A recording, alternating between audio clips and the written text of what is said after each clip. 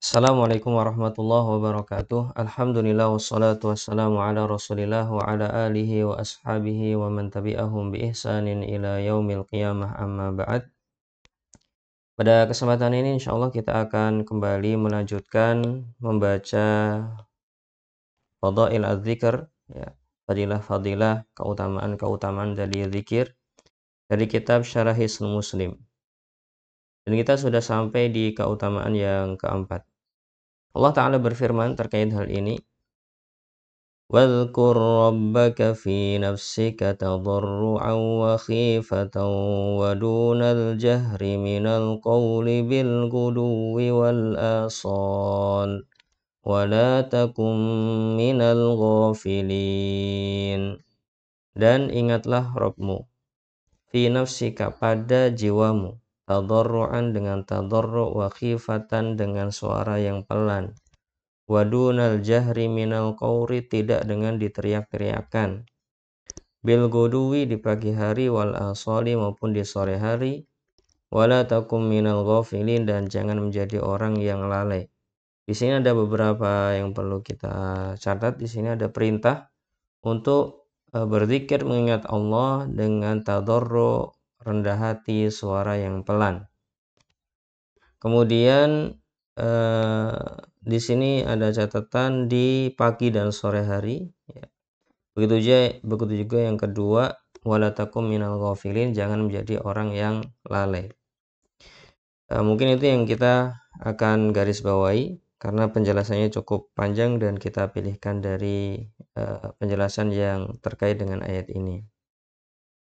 Baik, qala al-Imamul Baghawi rahimahullah di dalam kitab Ma'alimut Tanzil, amarallahu bidzikrihi fis suduri bitadarru'i ilaihi. Ya. Allah Subhanahu wa taala memerintahkan untuk berzikir mengingatnya di dalam dada, bitadarru', dengan tadarru', ya, dengan kerendahan hati. Dengan kerendahan hati, dengan kerendahan suara, ya, fid doa, saat berdoa, wal istikanati, ketenangan, duna raf'is sauti, tanpa mengangkat suara keras-keras, wasiyahi, suara keras-keras juga, fid doa, ketika berdoa. Ini kata Imam Al-Baghawi bahwa di dalam ayat ini Allah memerintahkan untuk kita bersuara lembut, bersuara pelan saat berzikir mengingat Allah.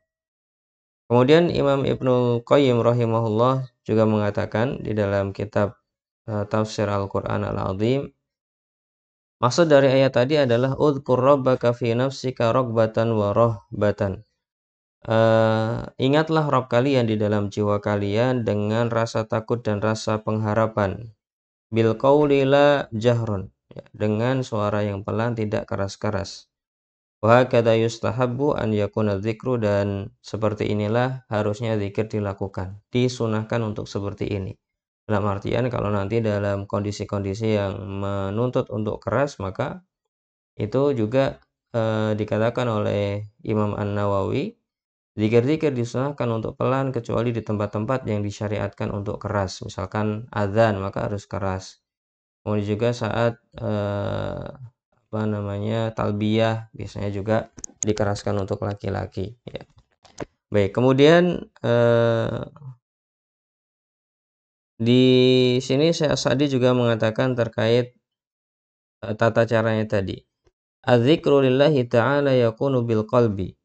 Zikir kepada Allah itu terkadang ada yang bentuknya dengan hati, wa yakunu bil lisani, dan terkadang bentuknya ada yang dengan lisan, wa yakunu bihima wa huwa akmalu anwa'iz dzikri, dan bisa jadi dengan kedua-duanya, hati dan lisan, dan ini adalah yang paling utama. Kemudian tadi dikatakan dalam ayat bil wuduwi wal asal, ya, atau wuduwan bil wuduwi wal asal. Arti wudu dan asal huma awwalun nahari wa akhiruhu, awal siang dan akhirnya, artinya pagi dan sore. Baik. Kemudian beliau mengatakan wala syakka anal amala bil adhkaril masyru'ati, tidak diragukan lagi ketika seseorang mengamalkan zikir-zikir yang disyariatkan, fihi sa'adatun fid dunya wal akhirah. Padanya ada kebahagiaan di dunia dan di akhirat. Allah Ta'ala berfirman, ala bidzikrillahi tatmainnul qulub. Ketahuilah dengan berzikir mengingat Allah, hati menjadi tenang. Haqiqun biha wa hariyun alla tatmain li syai'in siwa dzikruhu atau siwa dzikrihi. Jadi hati itu tidak akan bisa tenang, tidak akan bisa tentram tanpa berzikir mengingat Allah, ya. Fa innahu la syai'a aladzu lil qulubi wala ashha wala ahla min mahabbati khaliqiha. Karena bagi hati ini secara tabiat tidak akan bisa tenang, tidak akan bisa tentram, tidak akan bisa merasakan manisnya sesuatu kecuali dengan mencintai penciptanya yang telah menciptakan hati tersebut, ya. Uns tenang dengannya, ma'rifatuhu mengenalnya, wa ala qadri ma'rifatiha sesuai dengan kadar pengetahuan dan pengenalan hati kepada Allah, rasa cintanya kepadanya, maka dia akan berefek pada banyak sedikitnya zikir tersebut, ya. Wallahu alam. Kemudian di sini terkait bahaya wala takum minal ghafilin, ya. Ada orang-orang yang ghaflah, lalai dari berzikir. Apabila seperti ini maka ada kerugian di dunia dan di akhirat. Allah Ta'ala berfirman, "Wa may ya'shu 'an dzikrir rahmani nuqayyid lahu syaitanan fahuwa lahu qarin." Barang siapa yang lalai dari berzikir mengingat Allah, dan sebagian menafsirkan dengan Al-Qur'an, maka akan kami jadikan syaitan itu berkuasa atasnya dan menjadi temannya, menyertainya. Ini adalah bahaya dari lalai mengingat Allah Subhanahu wa taala. Syekh Sa'di rahimahullah mengatakan, akhbaro ta'ala an uqubatihil balighah. Allah mengabarkan di dalam ayat ini tentang hukumannya yang sangat berat, liman a'rada an dzikrihi, bagi orang-orang yang berpaling dari berzikir mengingatnya. Allah berfirman, wa man ya'shu ay ya'rid, ya, berpaling. Barang siapa berpaling, wa yasuddu an dzikrillahi, dan menghalang-halangi orang lain dari berzikir mengingat Allah, yang mana itu diartikan dengan Al-Qur'an Al-Azim, ya. Yang mana itu adalah rahmat Allah yang paling besar.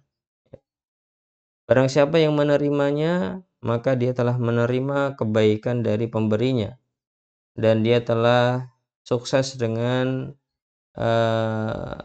hal terbaik yang bisa dicari dalam kehidupan dunia ini, ya.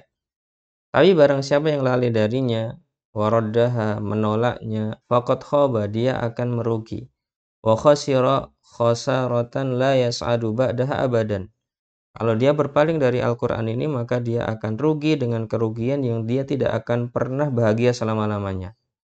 Kemudian wa qayyada lahur rahmanu syaitanan marida. Kemudian Allah akan menguasakan kepada orang-orang yang lalai dari berzikir ini ada syaitan yang sangat jahat, yuqarinuhu, terus membersamainya, wa yusahibuhu, terus membersamai juga, wa ya'iduhu, membuat janji-janji palsu untuknya, wa yumannihi, membuat angan-angan palsu juga untuknya, wa yu'azziruhu ilal ma'asi azza, dan dia akan menguatkan seseorang untuk bisa berbuat kemaksiatan kepada Allah Subhanahu wa taala. Jadi ini kerugian orang yang lalai dari berzikir mengingat Allah. Akan ada syaitan yang terus membuat dia lupa, ya, menguatkan dia dalam bermaksiat, memanjangkan angan-angannya, memberikan janji-janji palsu, dan yang semisalnya. Maka semoga kita dimudahkan oleh Allah Subhanahu wa taala untuk terus melanggengkan zikir kepada Allah Subhanahu wa taala. Semoga bermanfaat. Assalamualaikum warahmatullahi wabarakatuh.